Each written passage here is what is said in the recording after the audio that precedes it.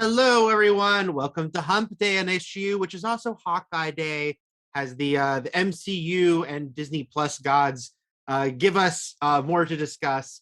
We're going to go full spoilers on episode 3 of Hawkeye. I'm Eric. This is Kim. Hey, Kim. Hello. One more spoiler warning for you. If you haven't seen the third episode of Hawkeye, it's on Disney Plus right now. It's called Echoes. We're about to talk all about it. Go watch it, come back and watch us. But if you've already seen it, continue watching. Spoiler warning, 3, 2, 1, spoiler zone. All right. Kim, what did you think of episode 3 of Hawkeye? I'm pleased to report that I found it just as enjoyable as the previous two. It's just as fun. It's got lots of great humor again and tension, and crucially better action this time around. I think it's another episode that gave me laugh out loud moments and really doubles down on the mismatched buddy dynamic without skimping on hitting us in the feels, I think, with the introduction of Echo. Or Maya so far. This is a great episode. I was all in on those first two, but I've seen some people who were a little more hesitant or a little more like they liked the first two, that this one really grabbed them. But I think everyone can agree across the board how good the action was in this episode. It wasn't a complaint of mine about the first two. I still enjoyed what we got, but this really ramps it up. I mean, the first one, very notably, like Clint doesn't pick up a bow and arrow in those first two. And there's very minimal archery given what the show is. But this one, once everything goes to hell in a abandoned KB toy store. By the way, Kim, did you guys have KB toys? No, I was going to ask you before the show. Oh, right, it's an actual chain of toy stores. It was very beloved. In the 90s, I bought many a Marvel figure there, so there's a whole connection. And it is no more, I take it. It is no more. I'll say that in real life, having worked at a store when it went out of business, you don't leave behind things on the aisle. They get everything out of there by the end. But we'll just say that there was a strange situation here, and they left a bunch of stuff behind, because didn't it make it more fun to have all those things that they could throw and dive behind, and a ball pit for Clint to jump in? The unicorn, the stuffed unicorn. That was all great. And then like Clint gets that great moment where he sort of jumps sideways off the balcony, shooting an arrow while he falls into the aforementioned ball pit, and Kate's swinging around. Yeah, I mean, he really gets to show off his archery skills here. He shoots an arrow behind him at one point without looking. We know he can do that. We know he can do it sideways anyway, right? But this one was behind. This was very Han Solo, that moment in Force Awakens, where he just kind of, that's how badass he is. Still got it. Still got it. That's right. Let's bounce around a little bit, because that action scene is obviously a very extended one. There's two huge parts to it. So let's circle back to the other one in a bit, because I think, the thing that a lot of people were talking about coming out of this episode, a certain character started hashtag trending. So let's talk about Uncle, which involves some pretty heavy speculation, both, rumors about this show, and also just the comic book history of the character. I'm just saying that for people who, although if you're watching this, I would think that you're kind of all in on this kind of speculation. But just so you know, we're going to dive into a very reasonable guess, I should say, on who Uncle is. What did you think about all the talk about the mysterious Uncle? We don't think it's a blood relative, but the man they call Uncle for Maya here. Yeah, so I guess I'll allow you to explain the comic book history, but it seems like this Uncle might well be Wilson Fisk / Kingpin, and we hear his voice in the flashback sequence at the beginning, and see his hand and see his body, and he's besuited. We know that Fisk likes to wear a suit. And the voice, to me, he laughs, and it sounds to me like Vincent D'Onofrio's voice. Would you agree? I do agree. This is where it's like, in the comic book, unequivocally in the comic book, this is the man who ends up raising Maya after her father dies, is Wilson Fisk, is the Kingpin. She is very tied to Kingpin in the comics. And if this show had happened a few years ago, I think that would have been off the table, because that's when Marvel TV and Marvel Studios had that separation. That's all over now. Feige controls all the characters on both TV and film. There's already other rumors about if Charlie Cox is going to be coming back as Matt Murdock in the future, but it just makes sense. Like, because he's been so sort of making sure. I remember when Feige was promoting, I think, WandaVision, and he was like talking about how he knows that there's a passionate fan base for those shows. And I think he's mentioned some of the casting was really great. I think that they know this would just be a smart, savvy move. It's tied into her history. She's getting her own show, so we'll probably dive a lot more into this stuff.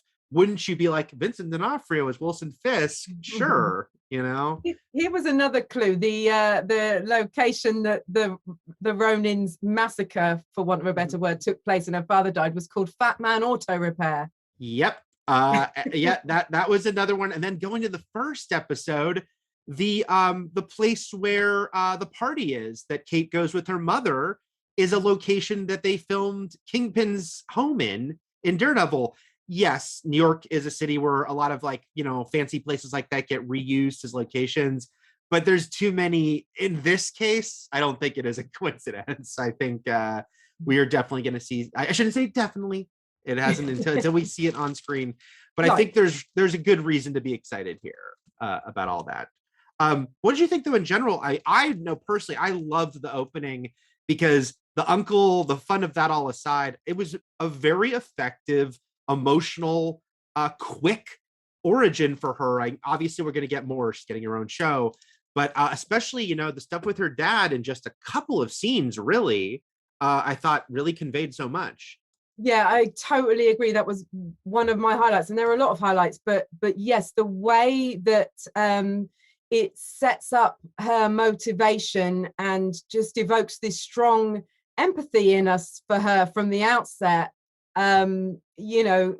sets her up as kind of a antagonist that we are going to care a lot about. I think we understand where she's coming from. The bond that those two actors created, especially Zahn McClarnon, who played her father, was so powerful, so strong, as you say, in that short amount of time.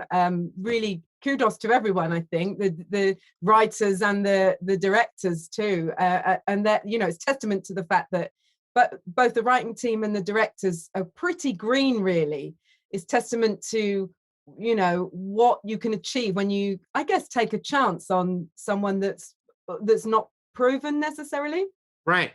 Yeah, we should mention. So this episode was written by Katie Matheson and Tanner Bean.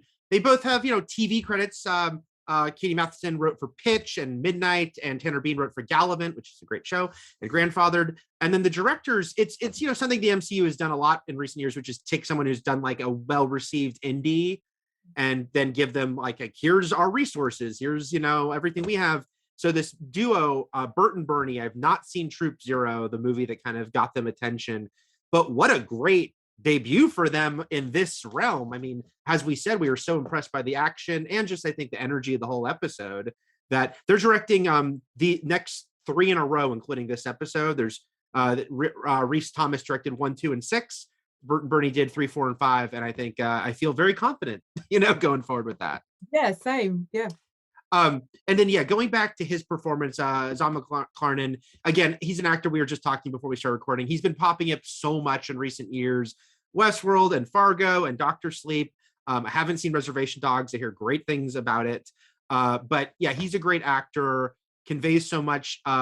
He had such a, like you said, his connection with this young girl was so wonderful.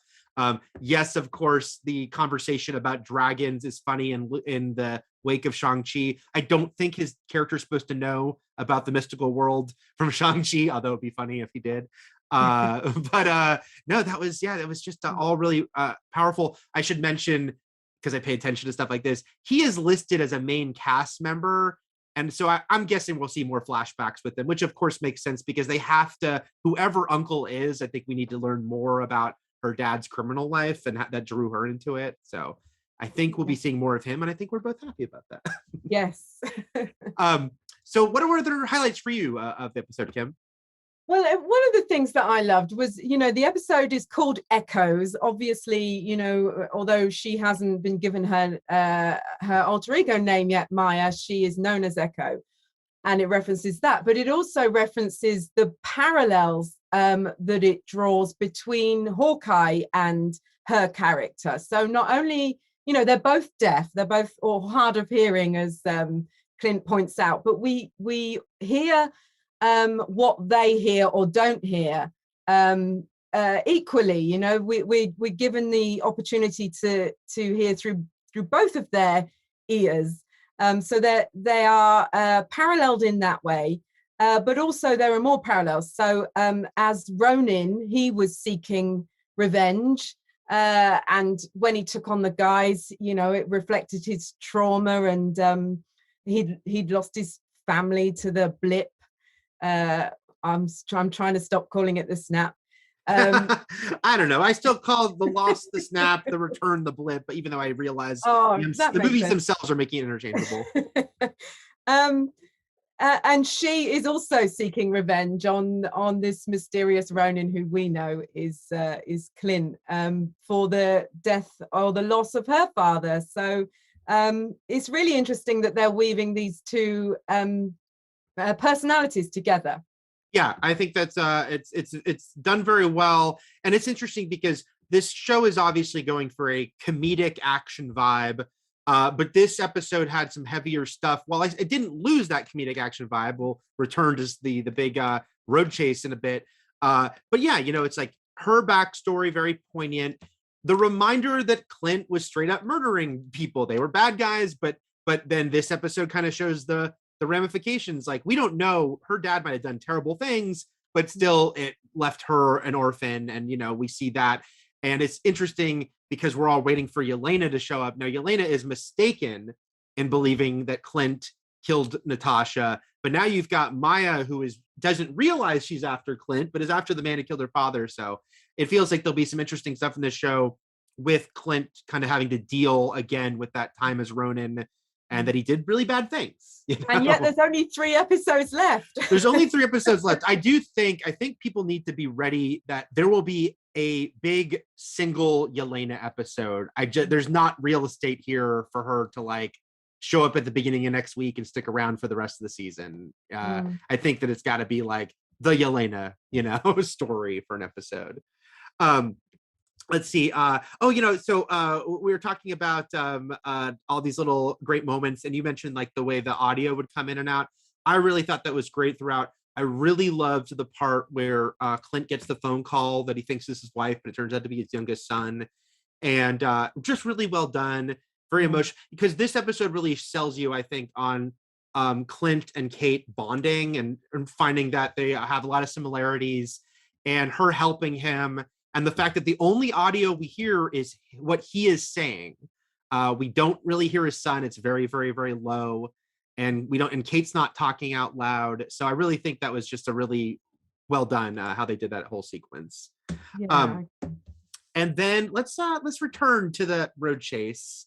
What'd you think of when they jumped into the streets, and we got to see kind of our first really sort of high-speed sequence, and we got a bit of a wonder there for a while inside the car. Yeah, no, gosh, I was, reeling from the toy store shenanigans, and Kate using a shopping trolley or shopping cart, I think you call it, as a weapon. Very inventive, loved that. And then we get this awesome car chase. Now, there's the whole banter that happens between them in the car. He's not using his deafness at this moment that we know of to antagonize her or to his advantage, but it is like that elderly relative that can't hear very well that chooses to turn down their hearing aid at Christmas. Yeah. So as not to listen to what's going on. and that's all very funny, which was great. But the whole Arrow thing, which we've never seen before, all of these, I mean, we've seen hints of it, but he's got all of these different arrows that do different things. Right. Which is I mean, they're cool and also comedic, and it reminded me a lot of 1960s Batman, actually. For sure, yeah. Yeah, like you said, like, you know, mostly in the first Avengers, we got little hints of it. There was that great moment where Loki caught his arrow, but then it blew up on him. But this show's, way more. And because this show is even more comedic, I think they let it get a little wackier without being too wacky, with like the one that makes purple goo, you know, on the windshield and whatnot. And then it certainly leads up to a great final bit, which is both just a fun thing anyway, and a great MCU nod, which is the Pym Arrow that he shoots to hit Kate's arrow to make one giant arrow come down. That was a very fun way. I think I like when they do stuff like that it's just like, hey, it's part of this bigger world. No one needs to say it out loud. He doesn't need to be like, thanks for the arrow, Hank, you know, or anything. He just uses it. Yeah, the Pym on the end of the arrow, just at that final moment, just comes into focus, which is really nicely done. Yeah, that was all great. And yeah, like you said, the stuff between them, they're connecting in that moment, even though it is funny that, like you said, he's what? Well, yeah, he can't hear her. And then I loved the follow-up after. Oh, and also I want to mention that the Red Charger, another direct pull from the Matt Fraction comics. Although in the comics, they are the ones in that Charger, Kate and Clint. Here it's the bad guys. But then the follow-up scene when they're on the train together, love that scene. So great and funny when she talks about, we have to walk the dog. Never forget the dog. You and I, Kim, I think are both on that page. I'm glad that we got to see him in this episode, albeit fleetingly, I think. But this is interesting. In this scene, they've got that poster behind them which talks about basically dysfunctional families, and these two, not only, I mean, it works on two levels. It's Clint is struggling with his real life family, but also in this family that he's created, this father-daughter dynamic with Kate. So that was a nice touch. Yeah. And then just like the whole way that he does praise her and say, you know, pretty much like, you are one of the world's greatest archers, and that obviously touches her. But then he pivots into bringing up the dog, which again, a funny beat, but also shows that they're on the same page. That they are sort of kindred spirits here in a really good way, because it's this mentor vibe they have together, and I think that they really are pulling that off with the two of them. I really like that a lot. Pause for a second to say thank you guys for watching, and keep subscribing to our channel. Well, keep subscribe if you haven't, and hit that like, hit that bell for us. We're going to go to some AMA in a moment here and bring up some questions and comments you guys have. I will mention that also there was the part where I had a little bit of mixed feelings, only because it's become a little bit of a trope, which was her sketching a version of his costume that's obviously his comic book costume with the mask, only because it is they like to do this not just in MCU, but in just comic book adaptations in general, which is like the nod to the goofier comic book costume that they would never put them in. But I'll allow it. What did you think of her sketch?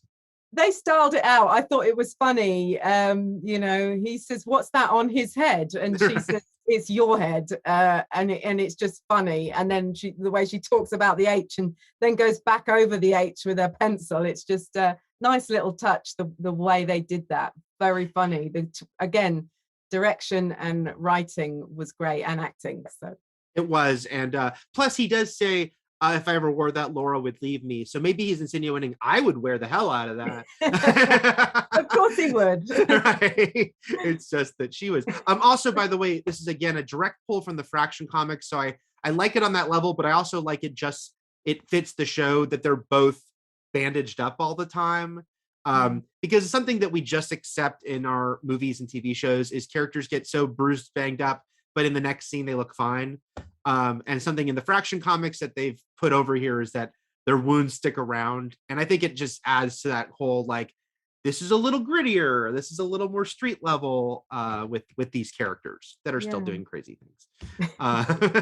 Let's see. couple AMA questions here for us. Well, we have a couple of just a high praise from Stin saying, "Hi everyone, love this episode. Pretty much everything worked for me." Anything that didn't work for you, Kim? No, there really wasn't. I really have nothing negative to say. I'm really loving this series, and this is probably the best episode yet. So I'm pretty much with you there. I guess my minor quibble was the way at the very end, just I felt like Jack catching them was a little bit of like well, that's what we'd expect. Like, they are in the house where he would catch them. So I felt like it was a little bit of a weak, like, cut to black moment, but that's a pretty minor thing in the scheme of things. James Bunt asks, bro, I like it. Bro, what are the chances that Eleanor Bishop isn't evil? Oh, 0 chances. She is evil all the way, and I think she has something to do with the disappearance of Kate's dad. We never saw him die. So yeah, and she wore red. She's always wearing red. Sometimes just the casting alone lets you know something, and it's just you don't cast Vera Farmiga just to play her mom.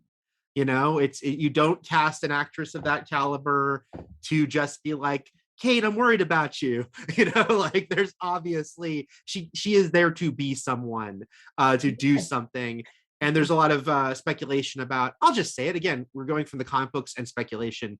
Like in the comic books, crazy stuff has happened with Kate's mom. I think she eventually became a vampire, but there's a way they could also tie it into Kate's sort of main nemesis in the comics is the character Madame Mask.